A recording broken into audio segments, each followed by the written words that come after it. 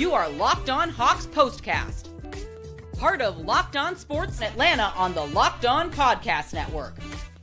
Your team every day.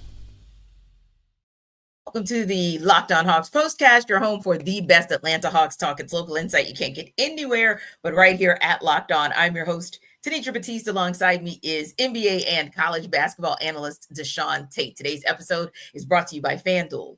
Right now, new customers can get $200 in bonus bets when your first $5 bet wins. And the Locked On Hawks Postcast is also part of the Locked On Podcast Network, your team every day. So, DeShaun, 5 of the 6 runs we saw in the second quarter came courtesy of the team we're not talking about tonight, but we'll discuss it.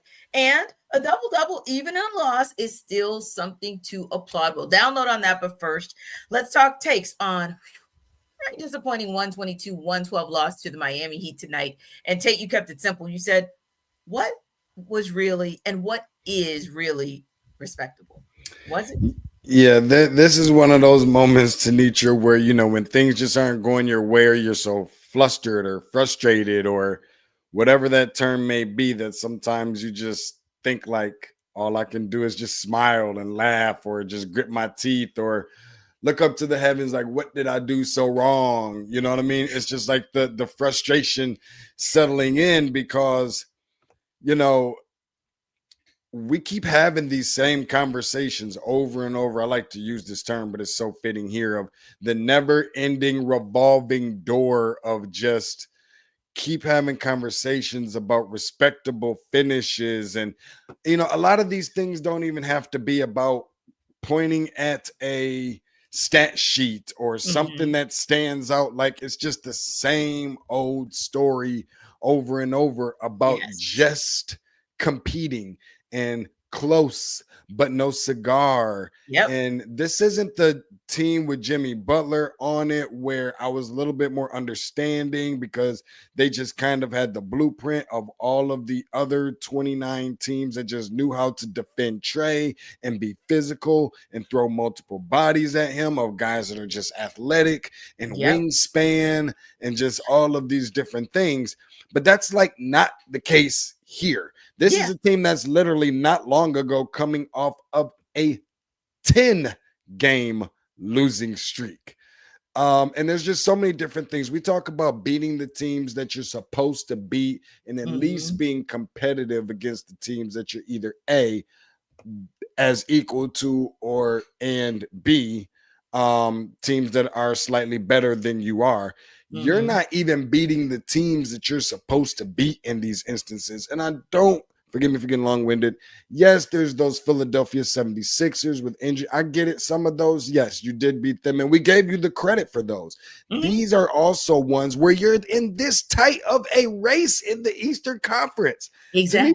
Real quick, there's 3 games that separate seeds 7 through 10 with only 9 games left remaining to play.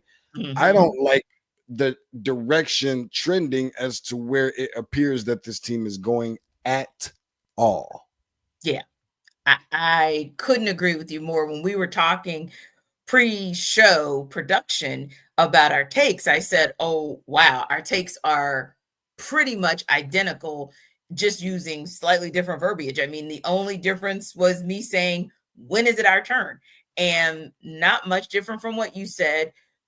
And I thought about it from 2 perspectives. The first perspective was, number one, Hawks, you jump up to a 14-point lead, but what's the importance of that if you then allow the other team to jump out and build their own big lead, and they build a big lead that you actually don't have an answer for? So great that you went up 14, but if they go up as much as 21 and you have no answer for that, then to me, at the end of the day, when is it going to be your turn to actually be the team that goes up 14 points, goes down 21 because of the very runs that we're going to talk about a little later, but then gets it to within 5 or single digits period? Let's just say that. And then you can't close the deal because the other team is the team that hits the timely 3. The other team is the team that gets the and 1. The other team is the team that gets the timely turnover or the second chance point opportunity. That's what's frustrating about this type of win. This, to me, is not another one of those moments where DeShaun, Tate, or Tenitra Batiste are going to tell you that it was a good win. It was good effort. Nah, bro, not tonight. Tonight, we're going to tell you how frustrating this is because you could have taken advantage of this. Oh, I just thought of another thing, DeShaun. This is an opportunity where you could have taken advantage of the fact that the Miami Heat were coming off of a very emotional beatdown. Yeah. Jimmy Butler. And normally a team is vulnerable unless they're like upper echelon and they know how to come off of emotion and reset themselves. This is when you typically take advantage. That team was coming off of an emotional high of absolutely waxing the guy who exited stage left just 6 weeks ago. That's the team that you should beat. Yeah. My opinion. That's the team that you should beat. A team that is swooning for the most part in the absence of a Jimmy Butler, but didn't. And then the second thing that ticked me off about the way this thing went down was why did you have to be the team in the first place that went up 14 and then went down 21? Like, why do we have to have that conversation? Why couldn't you be the team that went up by as many as 21?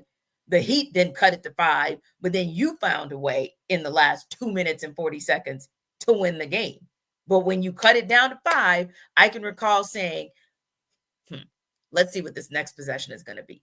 And lo and behold, next possession, a 3 rattles in for the Heat, and it's pretty much game.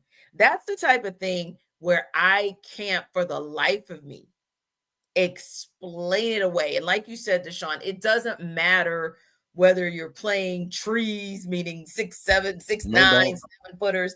I don't care. There's a way to scheme everything.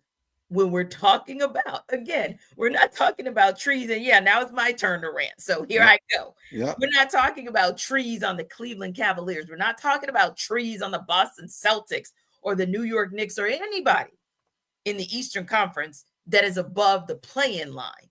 We're talking about the team at the very bottom of the play-in line. You are the team that's at the top of the play-in line, and save for some injuries that happened, like with Jalen Johnson, maybe you would have been the last team above the play-in line. That said, you're right there at the edge of the good guys, the guys who don't have to play to get into the playoffs.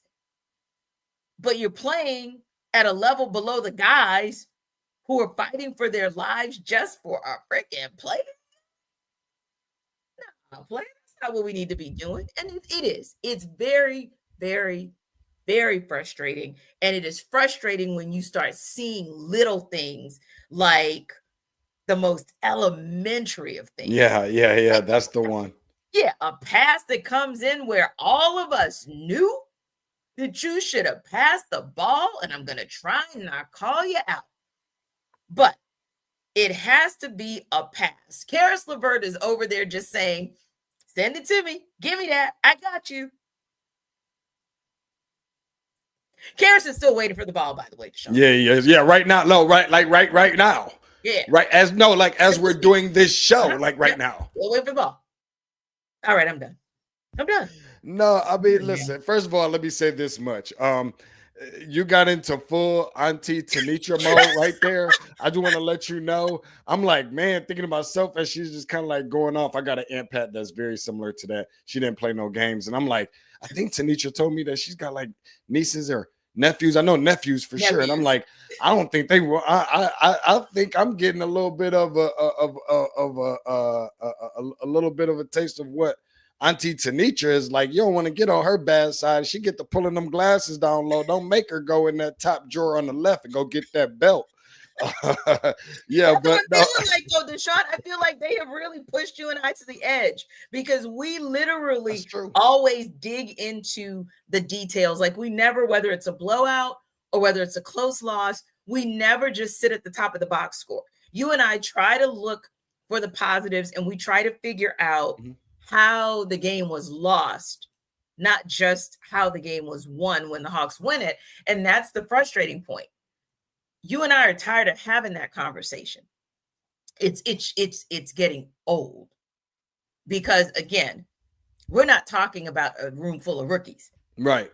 Heck, The rookie makes less mistakes than some of these people, but I digress. Hello. So that's what the frustrating part is, because again, you have a golden opportunity. No doubt.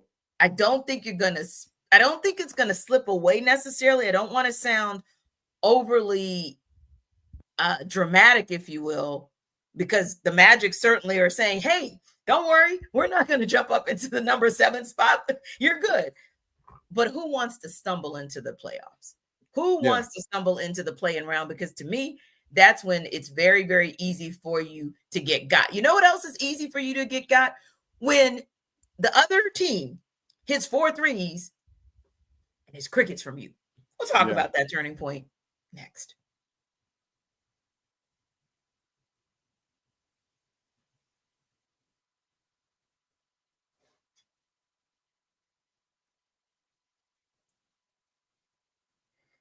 This episode of our Locked On Hawks Postcast is brought to you by FanDuel. March Madness is here, and FanDuel is giving you the chance to get in on the action like never before. Right now, new customers can get $200 in bonus bets when your first $5 bet wins. That's 200 extra bucks to use on everything from buzzer beaters to Cinderella stories and even who's cutting down the nets. So I've got my eye on one or two underdogs this year because it's kind of chalky on that men's side, if you will, and FanDuel makes it easy to back them with spreads, totals, and game props. Also, with tournament games happening almost every day on the women's and men's side, there's always something exciting to bet on. And the FanDuel app is simple to use, and when I win, when you win, you get paid instantly. No waiting around. So visit FanDuel.com and get in on the college hoops action all tournament long, going into the Sweet 16 and the Elite 8 rounds this weekend. Visit FanDuel.com and get in on the college hoops action all tournament long.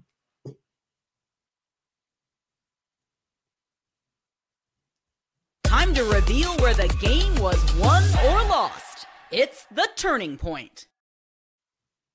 So not 1, not 2, not 3, but 4 threes. And not 1, 2, 3, 4, or 5, but 5 out of 6 runs we saw in the second quarter, DeShaun. That came courtesy of the Miami Heat. Only one of those runs came from the Hawks, and that wasn't a real answer when you think about what the Miami Heat were able to do within their time. 31-3 was what those runs looked like in their totality. And obviously, ultimately, the box score, will show you that the Miami Heat scored 38 points, but it was the compacting and the compounding of run after run after run that the Hawks only had one answer for in that quarter. And it really felt like that dictated, regardless of them getting it to within 5, it really felt like that dictated where this game was going to go. It did. And I didn't know where you was going with that for a second. I was like, man, she's channeling her inner LeBron James. Not 1, not 2, not 3, but 4. I mean, listen, that was just the way that it worked out for the Hawks, unfortunately, in the terrible second quarter that they played, particularly in a 4-minute stretch where we saw that many 3-pointers drop. And I'm going to tell you the most impressive part about it, or unfortunate part about it for the Atlanta Hawks from that standpoint. Of course, in that span, Bam Adebayo hits a 3, Davion Mitchell punches in a 3, and then 2 3-pointers by Andrew Wiggins, none of which came at the hands of the guy who was just completely killing them on tonight, and arguably their better 3-point shooter. No, not Duncan Robinson this time, but that being Tyler Hero. Right. Yeah. And so I think that was the part that was probably the most discouraging out of all of these things. And they're not really a particularly great 3-point shooting team, or never really have been much of like a ridiculously, high octane offense, high volume perimeter shooting type of team. And so, when such things is happening, of course, in that span, you've got some turnovers, you've got a guy shooting a technical foul, hitting Miami, hitting their free throws down the stretch. Let me say it again, just so I can make sure that the Atlanta Hawks heard me, because I need them to understand, or overstand rather, how to take advantage outside of just hitting 3s, outside of just hitting 2s, but also hitting your 1s, free throws, capitalizing for the Miami Heat during that stretch. And I think ultimately that's what kind of the turning point was in this game. And again, it's not that the Atlanta Hawks didn't make runs at that Sure. or cut deficits down after that or whatever the case may be, because they did. But I think in that very small span of time, that was kind of like Miami's way of saying, all right, you know what? We came back from 14 down at this point, even though it was still really relatively early in the game. But if they're going to let us hang around, we're going to take advantage of it. And that's something obviously that they did. And that's kind of discouraging if you are Hawks Nation, because not being able to hit your own threes is one thing, but not being able to defend the opposing team's, perimeter shooting is another. It is. And you do that after you build that 14-point lead in the first quarter. And then within the first 5 minutes of the second quarter, you let this team go off and hit four threes. And then you hit, woohoo, an 8-0 run so that you can retake the lead. But they ended up ultimately getting you by a 38-23 output. So, and then in those ensuing quarters, regardless of whether you won the fourth quarter or not, which you did, but you never really got that kind of momentum. Like that was essentially, that's 15 points, a 15-point differential in that quarter. And you winning the fourth quarter by 3 doesn't make up for that, because I don't know if we talked about it on this show, DeShaun, or if it was in some of our college basketball conversations that you and I tend to have, because of course you cover college basketball as well. And it's the whole thing of what do the daggers feel like? The daggers feel like what you just called, which is one thing for me to let you hit 4 threes. Daggers. But if I'm not hitting them, that's like double daggers. Like something's got to give, or at least I need to get to the hole and be able to create an old-fashioned 3 and try to slow the game down and figure out different ways to score if my threes aren't going in. That's right. Just didn't see any of that. And those are the types of things that really are why you hear utter and complete frustration from your two co-hosts tonight, because that's the type of thing that is a turning point that then is very difficult to reset from or turn away from for the rest of the game. But turning away from something, no mini tourney in the NBA in 2026. Well, that's what you'll be talking about. This is what you'll be talking about. So, DeShaun, most of the leagues, not just the NBA, in all fairness, most leagues are trying to figure it out as far as their version of an all-star goes. So whether that is Pro Bowl activities that the NBA does, or the NHL that did essentially a battle of the Americas, all of the major leagues and Major League Baseball trying to sometimes reinvent things as well, although they've kind of stood pat for a couple of years with their home run derby, their all-star game and the like. But the NBA, of all the leagues, of all the pro leagues, even the W has done a great job of kind of continuing to evolve their all-star weekend, maybe even the best of all of them, to be quite honest, 1A and 1B with the NHL. NBA, of those 5 leagues that we just mentioned, are at the bottom of the totem pole in most fans' opinions on how they handle their all-star weekend. So the NBA will not bring back its all-star game mini tournament next season. Adam Silver said today that the format used last month, which of course was that 4-team tournament made up of 24 all-stars and another team of rookies and sophomores that played its way in by winning the Rising Stars event. Well, that was a miss. They admitted it. We're not there in terms of creating an all-star experience we can be proud of, said Silver. The game is, of course, shifting in a number of ways, and so they're trying to figure it out yet again. So I ask you this question, DeShaun. What did you think about that tournament, and do you think it's the right thing that, hey, the NBA acknowledges that ain't it, and that they are at least still saying, but we're going to go back into the lab and try to figure this thing out? It was a dud.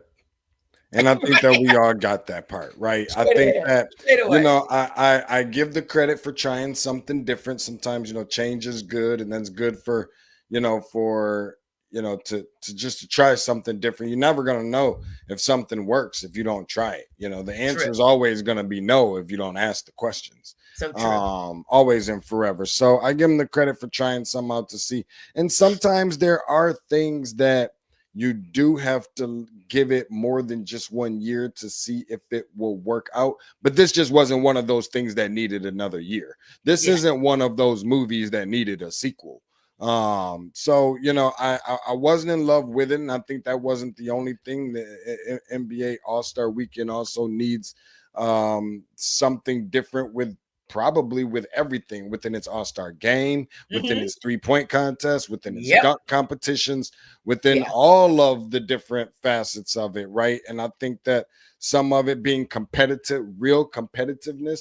Do I expect for guys to go out there and play like they're playing for a world championship? No, but I also don't, need it to be out there, guys just look like they're just, I don't need it to look like the Harlem Globetrotters game either from that standpoint. So, I mean, I tell people all the time, and this may be a bit much, but you probably would agree with me if you've ever been. I don't, and it's probably sad, but NBA All-Star Weekend can't hold a candle right now to NBA Summer League out in Vegas. That has seemed to become the new NBA All-Star Weekend. Is what you're getting out of Summer League right now. So, I mean, it's I wish it was different because I'm one of those people that grew up on NBA All-Star Weekend and the whole family sitting around the TV and all that other kind of stuff. The first thing people are going to do is ask, well, what's the answer? Kind of like when they talk about firing a coach from somewhere. First thing they're going to say is, well, who are you going to go get? Sometimes the answer actually is, I don't know, but I know it ain't this. Right. And I know it ain't right. But when I know it ain't him, that coach, I know it ain't this. And you're right. I can recall that as well. Like the debates at school or at the water cooler or wherever, even at the next practice or the next basketball game, like if there was a basketball game, a high school game or a college game that next night, or you went to class that next day, everybody was talking about the dunk contest. Like, man, sometimes it was a healthy debate. Sometimes it was a no-brainer about who won, but it was always a conversation. Yeah. And it was a conversation about players we all knew and loved because they were always the top tier players, right? Right. So that was appealing. And then, although sometimes those games were high scoring, but they played defense. Like those guys played that game from the tip all the way to the end of regulation. Like they were fighting for their lives, right? Like I can remember even, I guess one that comes to mind is the All-Star game. When Magic Johnson came back, like those guys were playing their hearts out. So I agree with you. I think that you got to keep trying because something has to give. I don't really kind of know what it is. One thing that you mentioned was trying to figure out how to create the groundswell of interest and support like they have with Summer League. But also, DeShaun, a lot of people really do kind of dig that in-game tournament. Like it actually did gain some momentum this past season. So there might be something that they could do in that regard. And I'll say this, and hey, look, I'll always tell you I'm going to support the women's game in the W until to infinity. And a lot of people really were looking for Steph Curry, Sabrina Ionescu 2.0, even if it wasn't Steph and Sabrina. The point is that was a cool element that ended up working out very, very well. I think both players, especially Steph, would have been open to it. And that might have been a missed opportunity that maybe they want to revisit. Something to think about. And one more thing, and that is if you have a basketball hungry city that does not have a team on a regular basis, taking it to those places from time to time could also be pretty cool. Like you never know. I mean, I'm nobody's fan of doing much in Alabama, but Alabama doesn't have a professional team. So you need to pull up on Montgomery or Birmingham good days, and maybe that could be a way to kind of invigorate and just inject something into that game. But I'm glad, we'll leave it on that note, that Adam Silver is acknowledging that when we're out here scoring 211 at 186, that ain't it. and having a 4-team tournament, and we got to figure out the 17 nuances. It's too much. It's too much. You're doing too much. This is not supposed to be rocket science on a Sunday night or rocket science on a weekend. But, if one positive thing that we will say, even in all of our frustration from tonight, is if you get a double-double, we're still going to applaud you on the show, and we'll talk about it when we come back.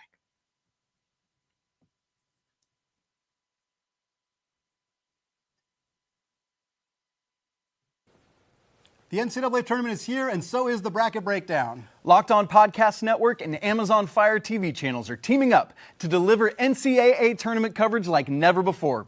Watch studio shows featuring former players and Locked On's local experts as they guide you through every upset, buzzer beater, and bracket matchup. Stream it all for free on Amazon Fire TV channel. Search Bracket Breakdown to see it all for free. It's your team every day.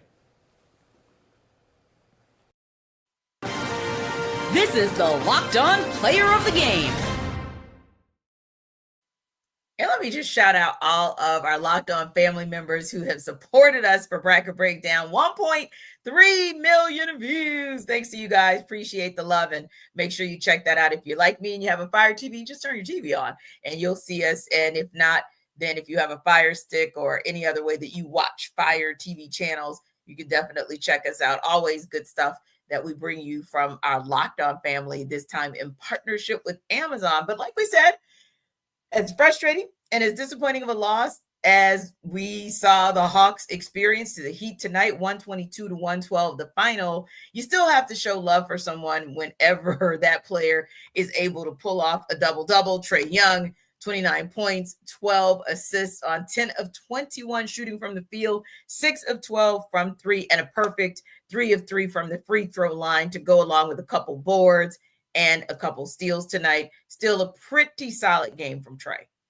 It was, Tenitra. And listen, I mean, you're talking about near 50% from the field and 50% from 3 and all these things. And I think that that's great. The unfortunate part about this sometimes, I already know where you're going, is that you get so used to things like this happening and coming from Trae. It's like, all right, well, that's kind of what I expected. And it's almost like numbers like this is starting to become like, I wouldn't go as far because I think it's a reach to say like, oh, Trae had an off night. Yeah, like it's just, a walkthrough almost to a degree. Yeah. But I will say enough to say that it I think we've gotten spoiled with it a little bit sometimes. And for me, just because, and it's a good night. It's player of the game night. I'm good with that. But I'd still like to see that turnover number come down quite a bit, to be honest with you. I really would like to see that number come down because, we get to talking about the positives and positive notes and being optimistic and all these things, which I think is great. But I think it's also good to not get too comfortable, and especially for people like Trae who can always improve upon things like that, because hey, in a game like this, a little bit better than 72% from the free throw line, which they could have done. We already raved about the 86 or whatever it was that they hit in the last game, but or so, getting every bit of probably 14% less than what they have from that standpoint. You make some minor changes with that. You also implement the fact that, turning the ball over and things of that nature. You start making changes to that. And we could be having ourselves talking about a different outcome. Yeah. So, those are just some of the things I like to definitely pinpoint. While it is so easy to kind of compliment Trae on his play, I still think that it is very important that we hone in on some of the things that, can be done better so that we can be having more conversations about more assists than it is turnovers and things of that nature. Yeah, I would agree with you on that, because we all know the Miami Heat created the blueprint on Trap a Trae. Yeah. And anytime any team is successful in how they guard Trae or how they defend Trae, I usually say, that's because they've invoked the Miami Heat method of guarding Trae Young. And unfortunately for him, even in spite of to your point, the 21-12 night, we still saw the 5 turnovers, courtesy of how they guard him. Got to be careful with that, because there still are teams that can employ that particular way of defending and have some success with it, not just a Miami Heat team. And that's something that you have to be very, very mindful of as you head into the postseason. One more thing before we wrap up. We Sure. talked about this before just a little bit, but certainly we'll hit it again. But real quick, you guys see that DeShaun has on his, I think that's your final, is that your Final Four hat? One of your Final Four. I don't know where this one is probably 2021. Yeah, 2021. That was out in Indianapolis. Yes. So I was just going to ask, the tournament is about to hit our backyard. No doubt. Okay, so besides the obvious, see that basketball. You see that basketball in his background. So despite besides the obvious, what are you excited about as far as the tournament coming to Atlanta? Yeah, I just think the fact of the region within itself. I mean, you've got four coaches who have all had at least one Final Four experience. Dusty May over at Florida Atlantic, Tom Izzo obviously at Michigan State, Bruce Pearl on Auburn in 2019. And then, Chris Beard when he was at Texas Tech back in 2019. But I think that it's just good to be able to see that, we've had a lot of conversations about the SEC this year with them getting, 14 teams in. Yes. Half of those teams still existing to the Sweet 16. That being said, the Big Ten got 8 teams in. 4 of those teams, half of those teams still existing. So you've got a Big Ten versus SEC matchup. It's obviously been 25 years since not just Michigan State, but anybody out of the Big Ten that has represented the conference has won a national championship. So I crack a couple jokes. I talked to Jarvis earlier, Tenitra. This was a lot of fun. And told, hey, the last couple of years, the Big Ten and those guys, coming me being a Midwest guy, have had to know how to play a little foosball between Michigan and Ohio State winning national championships. Don't let the Midwest have to come down here to the South and have to show the country boys how to put the ball in the a little bit. So we having fun with it a little bit. Yeah. I heard you try to sneak it in. Oh yeah, the SEC, they still have 7 of their 14 teams, but a little bit. But however, so I just think that it's just good for the city of Atlanta to be able to get the teams in and bringing college basketball here. That's probably the biggest thing for me is the fact that getting people who embrace Atlanta is a great spot, hotbed, and just place to bring different events to and stuff like that. So I'll tell you this one last thing, which is interesting, and this will just let you know that the city could be very interesting over the next 48 hours or so. My uncle, who has been at Delta working for the airline company for over 30 years, is having a hard time getting to Atlanta as a diehard Spartan because he can't get on a flight. Why? Because flights are literally coming into Atlanta by the loads of nothing but fans wearing green and white and maize and blue. Just imagine what that'll look like if both teams end up beating SEC teams and advancing to the Elite Eight to decide who goes to the Final Four, being Michigan against Michigan State. So there's just there's so much riding here on all this. You got the #1 overall seed in Auburn on top of all of this, by the way. And Ole Miss has a pretty darn good basketball team that could be representing in the Final Four too. Yeah, and the reality is, and again, this part I am actually being serious about. The Big Ten definitely brings something to the table, but the fact that we are here in football country having college basketball conversation, which should be important to Hawks fans as well, because hey, you never know what this might mean for draft prospects. Start looking at these guys because some of them could be guys that the Hawks should be looking at too. But yeah, to be able to be in SEC country having a conversation about Ole Miss legitimately going up against Michigan State or Auburn going up against Michigan and potentially being able to have those SEC teams move on while another pair of SEC teams, Kentucky and Tennessee, are actually going to be rolling tomorrow as well. Pretty darn impressive on the men's college basketball side, and a plethora of SEC teams on the women's side as well. So yeah, even though we have the College Football Hall of Fame right in our backyard, oh my, are we actually talking college hoops, men's and women's college hoops? Darn near in April. You gotta love it. Locked On Sports Atlanta is the #1 place to hang out after every game. Remember to like and subscribe to our YouTube channel. And for more on the Hawks, check out Locked On Hawks with our guy, Brad Rowland. We'll see you next time.